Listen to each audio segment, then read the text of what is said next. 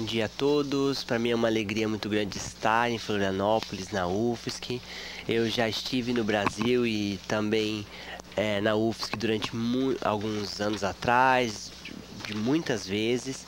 E eu conheço essa cidade, realmente gosto muito daqui e amo o Brasil. Então, essa semana eu fiquei muito feliz de poder voltar e estar aqui com vocês.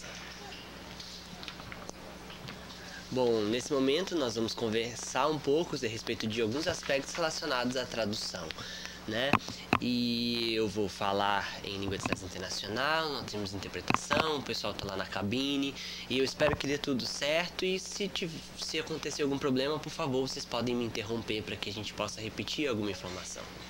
Bom, esse tema é algo muito amplo, então eu vou condensar as informações nesse momento para que caiba num período de 1 hora. Eu sei que também a gente não vai dar conta de tudo, né? E eu gostaria de também focar em alguns aspectos para que, quem sabe, a gente possa interagir nos momentos de pergunta e tirar algumas dúvidas, né? Eu acho que isso seria também muito proveitoso. Então eu conto com vocês também para que a gente possa depois dialogar. Não durmam, por favor, não durmam. Fiquem acordados. Vocês estão acordados aí, né? Estão acompanhando. Bom, o título deste trabalho, né, dessa palestra, na realidade, intérpretes surdos, equipe de trabalho, eu quero contar para vocês a experiência da Fundação Mundial de Surdos e da WASL e a minha experiência enquanto tradutor surdo. O interesse nesse tema, né, tem relação também com a minha experiência em torno já de algum tempo. E para começar, eu gostaria de explicar um pouco a respeito da história dos surdos, da formação ou da atuação de intérpretes surdos. No ano de 1999, nós tivemos o primeiro encontro da Fundação Mundial de Surdos, da Federação Mundial de Surdos, na Austrália, e aí então inicia-se o trabalho de uma tradutora surda. E as pessoas não conheciam essa realidade ainda, porque a equipe normalmente era formada por pessoas ouvintes. E a partir de então, iniciou-se o trabalho com pessoas surdas. Não havia remuneração, a organização não estava preparada inicialmente para esse tipo de equipe com intérpretes surdos, e a gente começou a ver que sim, era possível. E então o Congresso aceitou a presença dessa primeira pessoa surda e ela assumiu a atividade de tradutora no evento, no ano de 1999.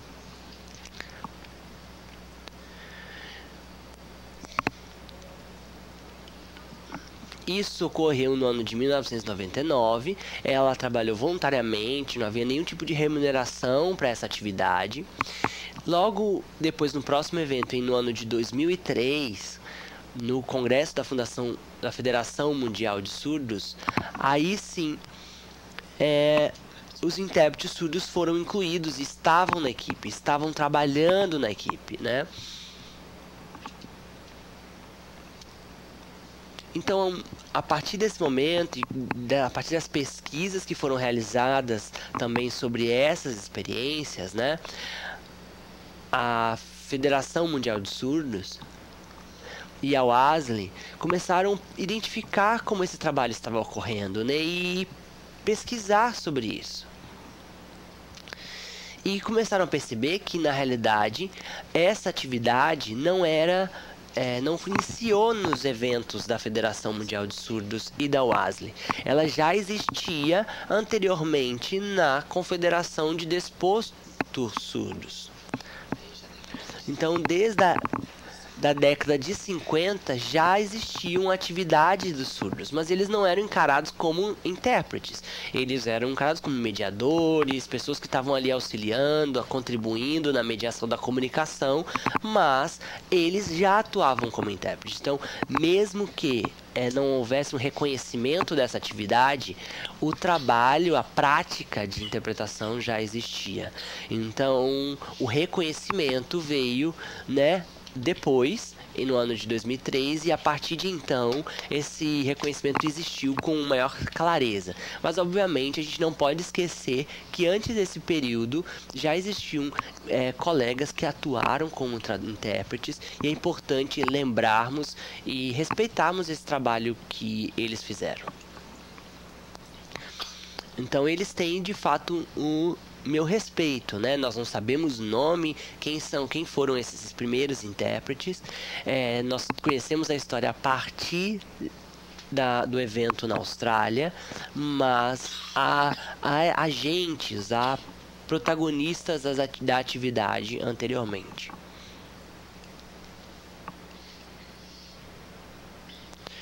Eu atuo dentro da equipe da WFD e da WASL nos 3 últimos, desde do ano de 2003. Eu fui vice-presidente da WASL, e que quando a WASL foi criada em 2008 a 2011. E fui o primeiro vice-presidente da WASL atuando especificamente, né? Nós tínhamos uma realidade de pessoas ouvintes, e aí então eu entrei como uma pessoa surda. De fato, isso é emocionante, me emociona muito fazer parte dessa história. E não por vaidade, mas pela experiência em que eu adquiri em ter a oportunidade de conviver com outras pessoas, com outros surdos. E isso de fato fez com que eu aprendesse muito, e é algo maravilhoso. O trabalho é muito importante, todo esse processo de interação. Não é remuneração especificamente, mas é o processo de conviver com as pessoas, de aprender com surdos e ouvintes, trabalharmos em conjunto. Isso realmente é algo muito, muito gratificante, né? Poder discutir, poder interagir, refletir sobre as opiniões. Então, aprender com as pessoas surdas e ouvintes em uma equipe de trabalho foi algo fenomenal. Então, durante todos esses anos dos eventos da WASL e da WFD, nós temos trabalhado em conjunto, pessoas surdas e ouvintes. E eu separei pelo menos 3 tópicos principais. Eu não teria condição de abordar todos eles. Há outros tópicos que também estão relacionados a essa atividade, mas eu gostaria de comentar alguns para vocês sobre esse trabalho.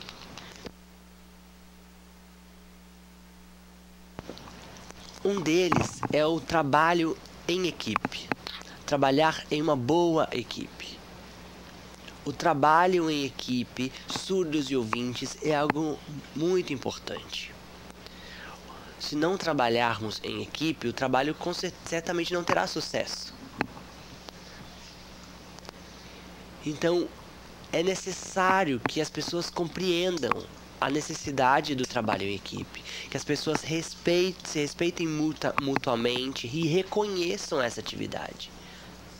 O trabalho em equipe é um trabalho cooperativo, em que você precisa dialogar com o outro, construir atividade com o outro, conversar com o outro. Se não houver essa possibilidade, o trabalho também não terá sucesso. Isso certamente prejudicará a comunicação. Então, o respeito é algo também fundamental. É um respeito em 2 vias. Respeito à língua de sinais, e segundo, o respeito às pessoas, os surdos e ouvintes, participantes da equipe de trabalho. quando falamos da língua, estamos falando tanto da língua oral quanto da língua de sinais. E não podemos colocar nenhuma delas numa posição maior. É preciso respeitar essas duas línguas que estão aí no processo de interpretação e trabalhar com elas. Isso significa respeitar esses 3 pontos e tantos outros aspectos que poderia abordar hoje. As questões de apoio, de contribuição e tantos outros pontos que são importantes também, mas eu destaco esses 3 como principais.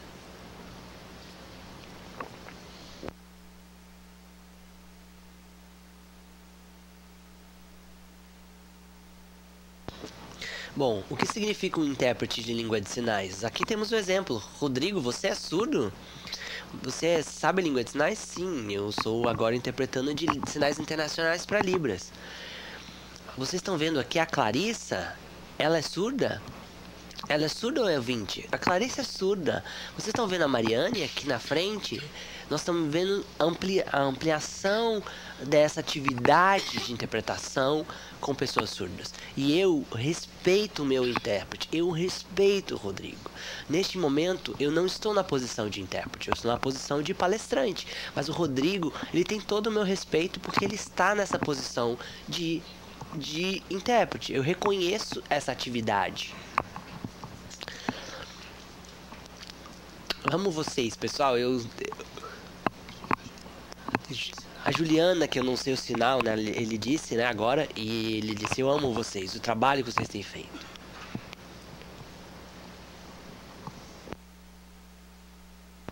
E tantos outros. Tem muitos intérpretes. E frequentemente eu ouço as pessoas me dizerem. Frequentemente eu ouço as pessoas me perguntando ou me pedindo: você pode me ensinar a língua de sinais? Você pode me ensinar? Você pode dar um curso? E eu sempre digo que é muito complicado dar um curso de sinais internacionais. Eu tenho um posicionamento que o ensino da língua de sinais é muito complexo. Por 2 motivos principais.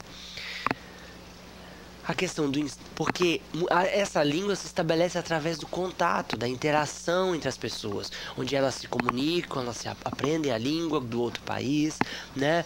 Aqui, por exemplo, nós temos pessoas da Alemanha, da Suécia. Então, este contato com o outro contribui para essa interação e influencia na aprendizagem e na escolha dos sinais internacionais.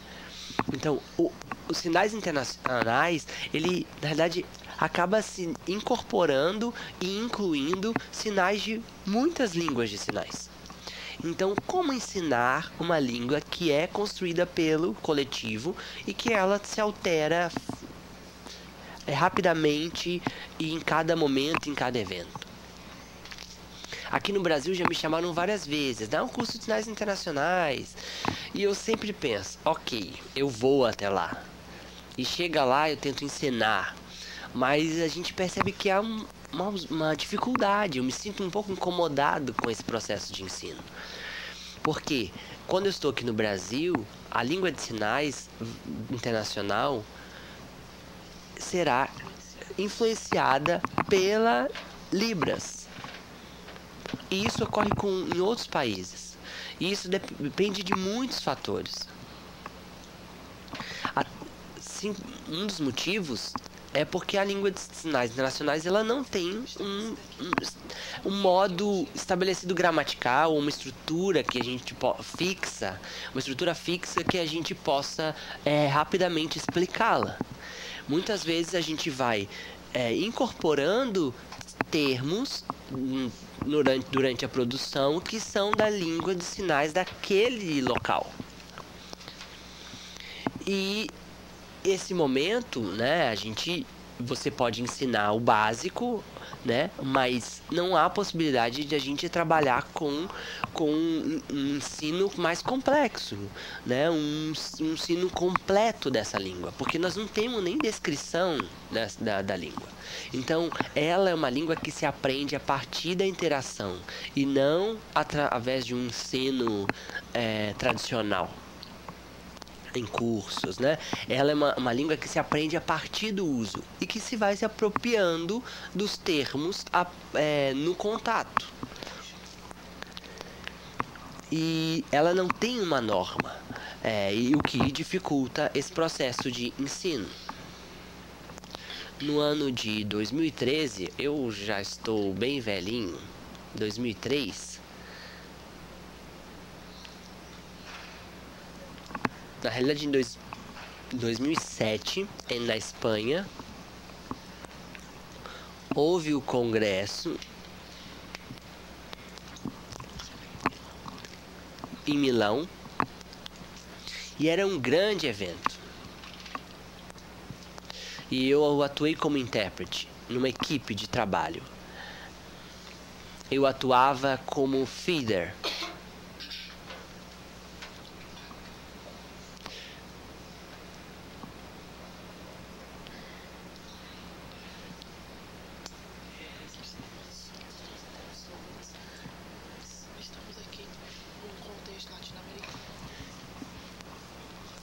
Aqui, né, nós estamos num contexto latino-americano, que a gente tem hábitos e costumes que são dessa realidade, né? É impossível você sinalizar paradinho, né, duro, fixo. Nós latinos nos mexemos, temos gestos, movimentamos o corpo. Isso é uma característica do nosso povo, né? Nós somos afáveis, nós somos pessoas que têm essa característica. E os europeus já são diferentes, eles são um pouco mais contidos, né, na sinalização. E isso influencia no processo da interpretação também. Muitas vezes, lá eles me disseram, você tá mexendo demais, você precisa ficar mais parado. E isso prejudicava um pouco minha interpretação. Então, a gente precisava conversar e combinar como a língua seria estabelecida. E em sinais internacionais é impossível que você fique simplesmente parado.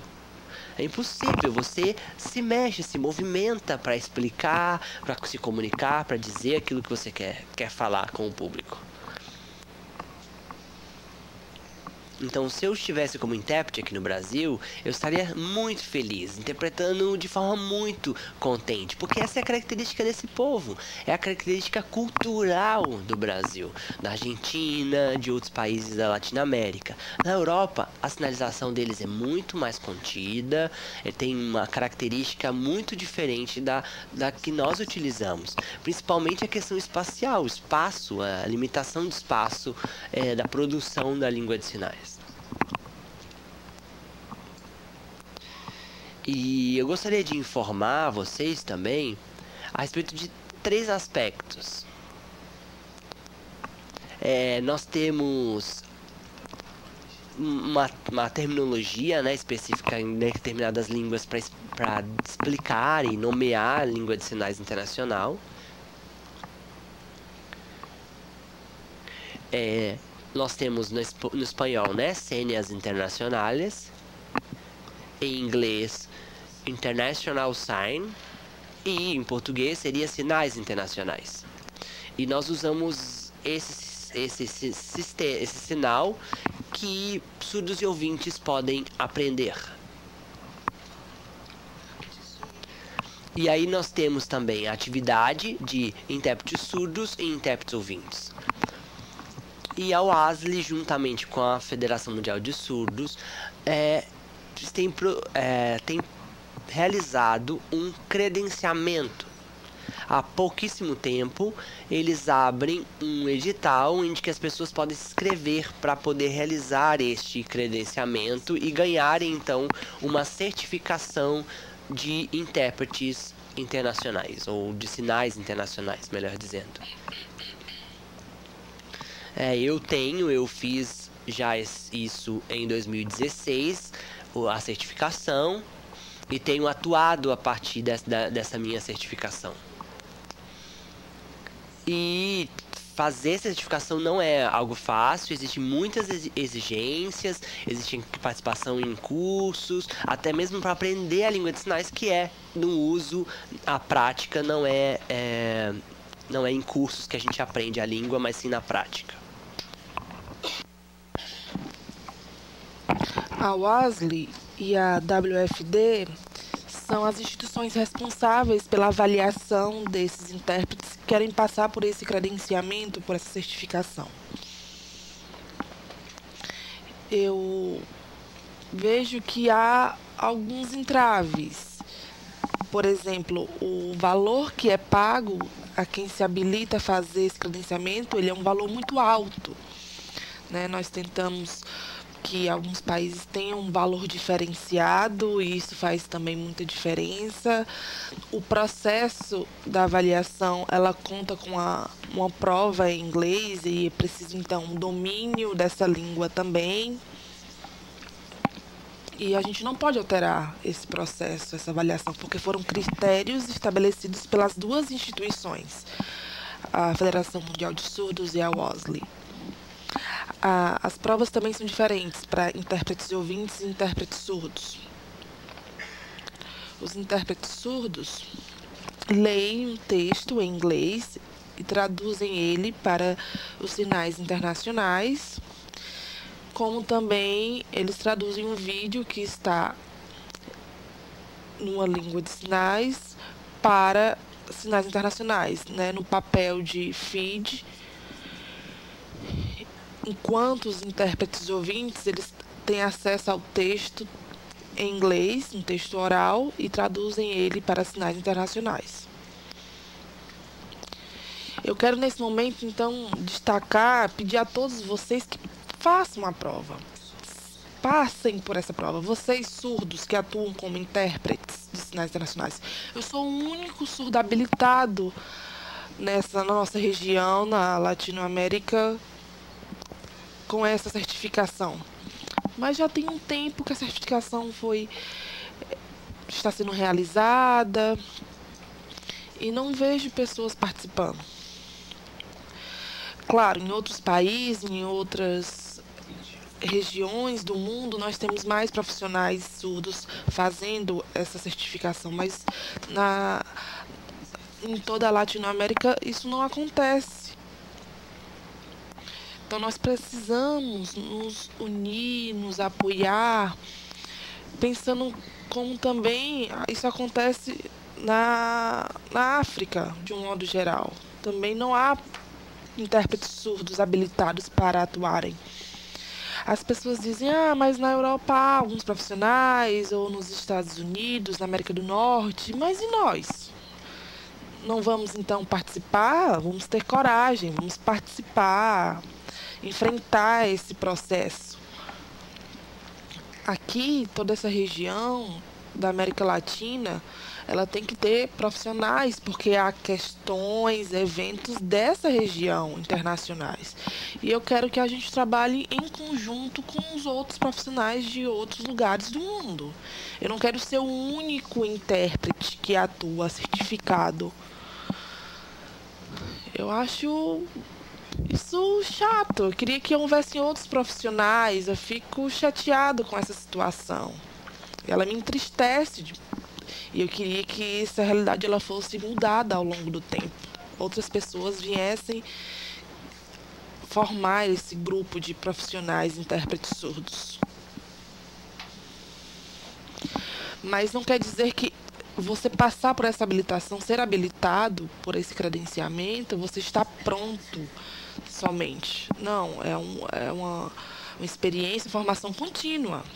Os intérpretes surdos devem atuar em conjunto aos intérpretes ouvintes, em parceria. Há instituições internacionais como a ONU, a ALCA, Mercosul, instituições que se tratam de acordos comerciais internacionais entre alguns países que sistematicamente, mediadas aí pelos governos dos países que representam, que compõem essas instituições, com investimento, né, eles produzem eventos, há reuniões internacionais e nunca se contrata intérpretes de sinais internacionais nesses eventos. A ONU, o escritório americano nos Estados Unidos, eles sempre contratam intérpretes. Na Dinamarca, isso acontece também. Então, em todas as reuniões dessas entidades, sempre há uma equipe de sinais internacionais atuando também. Na ONU isso acontece, nas assembleias, a gente vê a presença desses profissionais. E quando acontecem esses eventos na América Latina, as pessoas dizem, tragam profissionais da Europa, de outros lugares. Mas é um acordo que vai acontecer, um acordo político, uma reunião que envolve os países da América Latina, que tem questões dessa região. Então é preciso que hajam profissionais com esse perfil aqui também. Esses profissionais que vêm de outra região do mundo, da Europa, por exemplo, eles não vão entender essas questões, por exemplo. Não tem essa familiaridade. Então era interessante que a gente ocupasse, realizasse esse tipo de trabalho. E não é porque, mas é porque só tem investimento, remuneração nesses outros países. Mas nós não temos profissionais ali. E aí a gente não participa desses eventos, dessas reuniões, a gente não tem as informações que são mediadas nesses momentos. Eu vou ilustrar aqui com um exemplo. Quando há eventos assim, por exemplo, da ONU, eles reconhecem o trabalho dos intérpretes. Os intérpretes surdos na equipe, enquanto profissionais. Isso significa o quê? Que ele é um profissional que está ali atuando, que realiza um trabalho complexo, que deve ter uma remuneração adequada, equiparada aos outros intérpretes, ouvintes, como também os intérpretes das línguas orais. E nós lutamos para que esse reconhecimento ele seja ali regulamentado, normatizado. E se a gente for pensar, né, para um alcance desses desejos, a gente precisa atuar para isso. Então eu preciso, né, que intérpretes surdos, passem por esse credenciamento, essa certificação. Sem a certificação, porque as instituições elas só contratam a partir desses requisitos. Elas atendem a critérios internacionais estabelecidos pelas instituições. E eu sozinho não posso fazer esse trabalho. Eu queria que houvesse pelo menos 10 profissionais da América Latina, intérpretes surdos, atuando nessa área.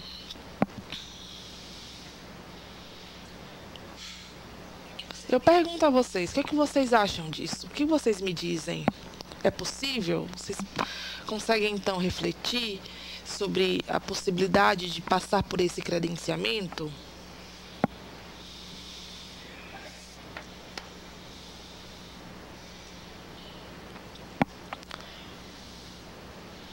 Onde fica, então, a América Latina em relação ao mundo? Nós, intérpretes. Em que posição estamos? Estamos aí segregados das outras regiões, de outras realidades, distantes do que acontece ao redor do mundo? De quem é a culpa? Dos intérpretes, falta de investimento público, existem vários motivos. Mas eu me sinto distante de outras realidades. Nós queremos aproximar cada vez mais e trabalhar em conjunto num mesmo contexto. Acredito que falta também um trabalho compartilhado, né? Um trabalho em equipe reconhecido. Eu fico muito feliz, né, quando estou aqui no Brasil. Já vim várias vezes, conheço os profissionais que estão aqui atuando, o Rodrigo, a Flaviane, a Mariane, na equipe de intérpretes de sinais internacionais e outros também que eu conheço, já convivi ao longo do tempo. E eu não estou aqui avaliando como bons ou maus intérpretes, porque nenhum intérprete ele está sempre atuando perfeitamente. Mas eu acho que esse trabalho que acontece, um trabalho em equipe, ele pode dar frutos, bons frutos, ele pode crescer. eu vejo alguns países como, né, além do Brasil, a Colômbia, que tem crescido, apresentado alguma mudança, um trabalho nesse sentido, com esse propósito. Mas, de um modo geral, isso reflete um posicionamento de toda a América Latina? Nós não temos isso. Falta ainda esse reconhecimento, esse trabalho entre intérpretes surdos e ouvintes em conjunto. Nós sabemos que há alguns problemas. A Federação Mundial dos Surdos e a WOSL também reconhecem esses problemas. Eles dizem, olha, falta um trabalho em parceria, em equipe. E eu espero que hajam mudanças, né? Eu acho que meu tempo foi concluído, não sei, mas eu vou então assim, passo algumas questões para vocês, plateia, que vocês reflitam sobre isso. E se houver tempo, eu me disponibilizo para responder algumas perguntas e compartilhar mais ainda com vocês. Muito obrigado a todos pela atenção.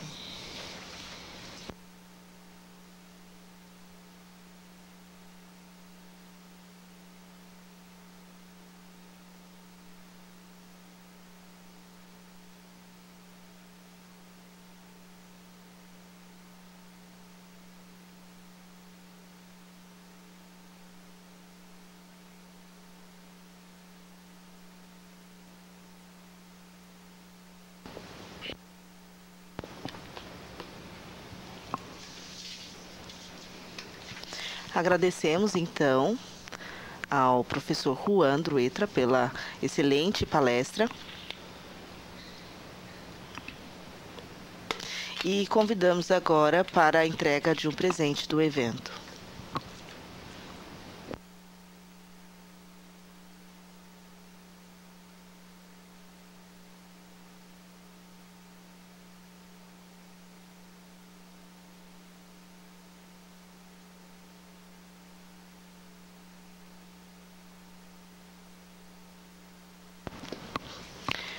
Bom, nós teremos tempo para 5 perguntas, apenas 5 perguntas.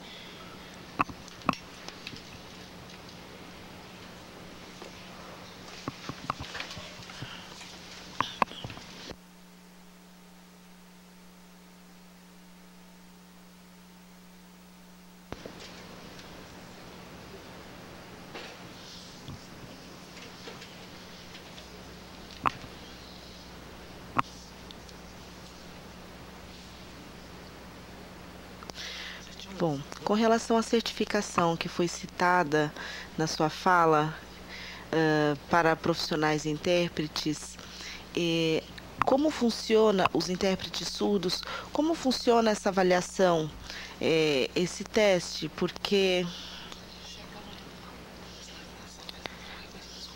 tendo em vista que os sinais internacionais não é reconhecido como língua, como funciona essa questão da avaliação do teste? Existe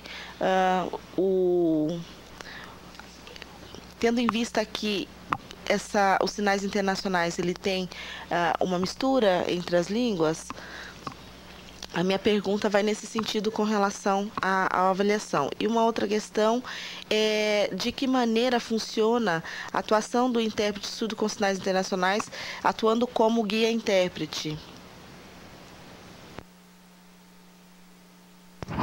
Bom,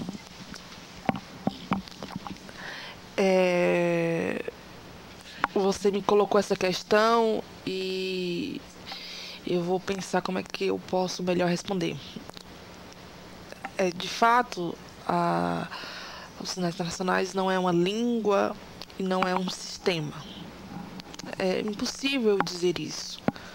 E por que eu falo assim? Porque é muito volátil, né? Essa comunicação mediada por esses sinais internacionais. Não há uma língua só.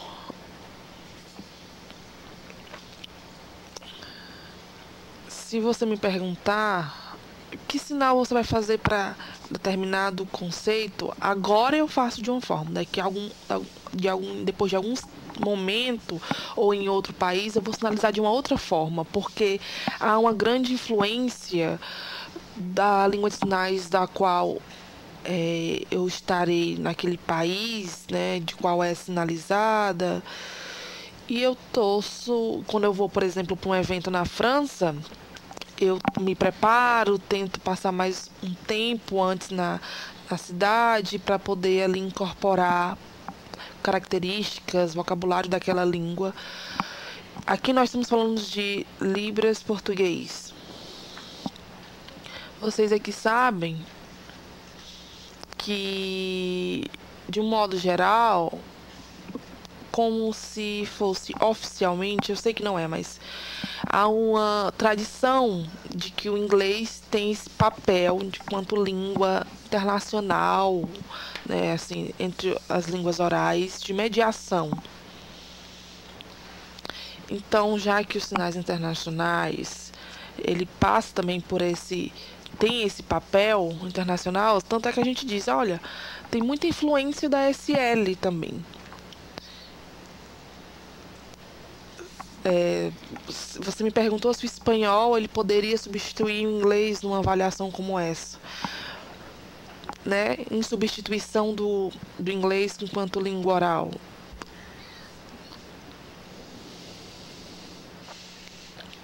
Mas o espanhol não tem esse papel diante, né, das relações internacionais que se estabelecem entre os países. Ele não tem essa força. O inglês é que cumpre esse objetivo. É como se fosse, metaforicamente, um touro, né? Um touro enraivecido, assim, há uma competição entre essas línguas. Eu não posso te falar se daqui a algum tempo, enquanto eu estiver vivo ainda, isso vai mudar, se outras línguas vão ocupar esse espaço que o inglês ocupa hoje, se é o espanhol, se é outra língua, e a gente não consegue. Então, a língua portuguesa, ela pode, por exemplo, ocupar esse papel que hoje ocupa o inglês. Mas, infelizmente, o inglês é quem hoje tem esse peso. Então, ele é como se fosse uma língua franca, né, para todo mundo. E ele é esse ponto comum na comunicação. Se o espanhol ganhar mais força ao longo do tempo, num futuro próximo, não sei. Aí isso pode mudar, mas hoje, nesse momento, é o inglês, e por isso que é exigido essa língua. A gente não pode dizer que vai ser sempre assim.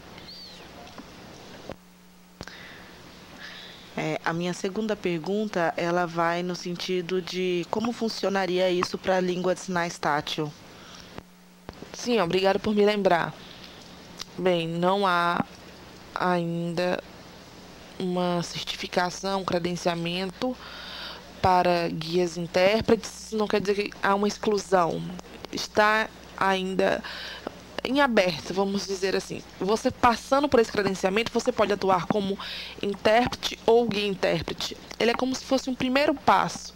Acredito eu que no futuro sejam acrescentados outras avaliações específicas.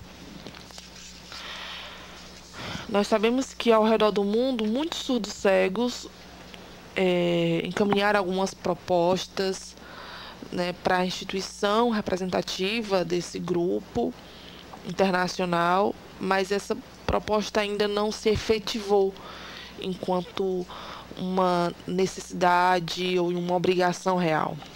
Então, você é habilitado como intérprete de sinais internacionais. E aí você pode ou não atuar como guia.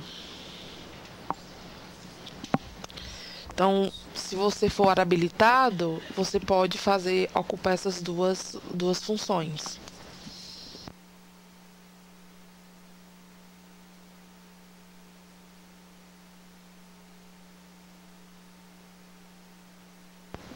Bom, nós temos tempo apenas para uma última pergunta.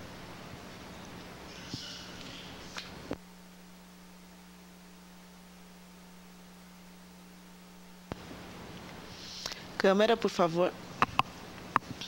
Bom, eu, enquanto surdo-cego e acompanhando toda a sua fala, eu acho que trata-se de algo extremamente importante. Nós estamos falando aqui de línguas de sinais, e isso compreende a Libras, compreende os sinais internacionais, e enfim. E eu sei um pouco de sinais internacionais e também falo a língua de sinais desde o ano de 2013, onde eu pude ter oportunidade de ter contato com a língua de sinais internacionais e em eventos. E neste evento era uma equipe que compreendia um grupo em torno de 11 pessoas. E foi um evento que foi realizado nas Filipinas, da Federação Mundial de Surdos Cegos. Então, com relação à língua de sinais tátil, né, como funciona? Então, nós tínhamos ali a língua de sinais internacionais e, com certeza, a língua de sinais americana ela era fortemente influenciada durante todo esse processo de interpretação. Ela influenciou bastante. E haviam alguns termos ali, algumas palavras que eram citadas e que na língua de sinais tátil eram complicadas de serem compreendidas. Então, caso nós tivéssemos, por exemplo, uma outra língua ali sendo participantes de outros países, falantes de outras línguas, provavelmente a compreensão ficaria, de certa forma, comprometida. Então, a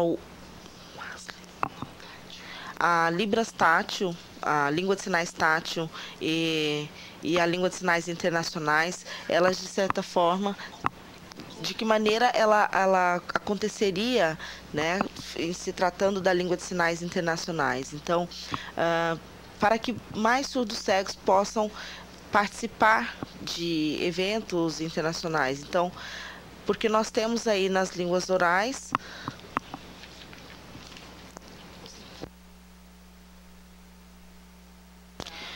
os intérpretes de línguas de sinais já se organizaram para que o trabalho acontecesse de uma forma. Nós temos aqui, por exemplo, neste evento, intérpretes na cabine realizando interpretação e algumas pessoas estão conseguindo acompanhar.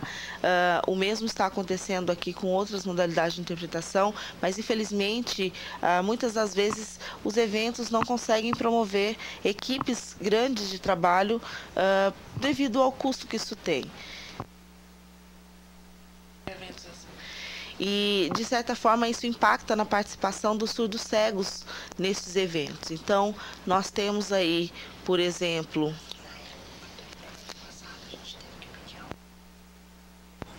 eu me recordo que em eventos anteriores, no evento anterior, em Filipinas, nós tivemos que pedir o apoio de muitas da UFSC para a nossa participação, porque isso não estava sendo previsto. Então, de certa forma,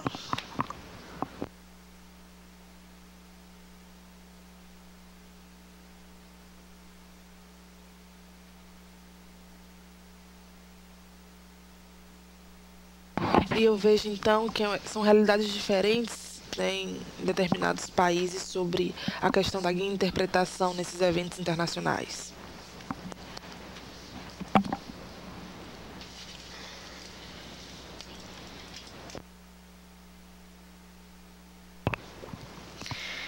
Realmente, a participação dos surdos cegos, ela é pouca, na verdade, não é muito comum, mas isso se deve também à baixa participação deste público nos eventos. Eu diminuí a minha participação nos eventos, então, particularmente, eu não sei como está hoje, mas a Federação Mundial dos Surdos, eu acredito que seja um lugar interessante de se manter o contato, de se fazer o contato, inclusive de cobrar mais que hajam ações que propiciem a participação dos surdos cegos nesse tipo de evento.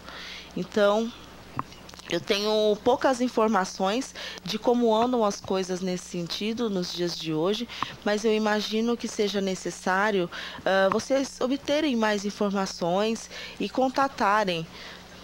Então, eu entendo sim, eu penso que é realmente importante e é necessário haver esse contato.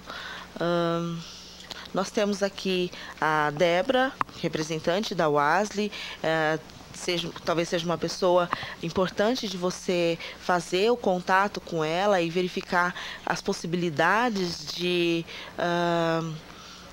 como funciona esse trabalho, como vem sendo realizado, também trazer algumas propostas, sugestões para melhorias, enfim. Mas com relação aos sinais internacionais, essa é uma atividade realizada recentemente. Então, a certificação ela foi gerada recentemente, então isso significa que nós estamos em constante crescimento, essa área ainda tende a se expandir muito, então tanto os profissionais quanto a própria atuação desses profissionais ainda está em constante crescimento, desenvolvimento.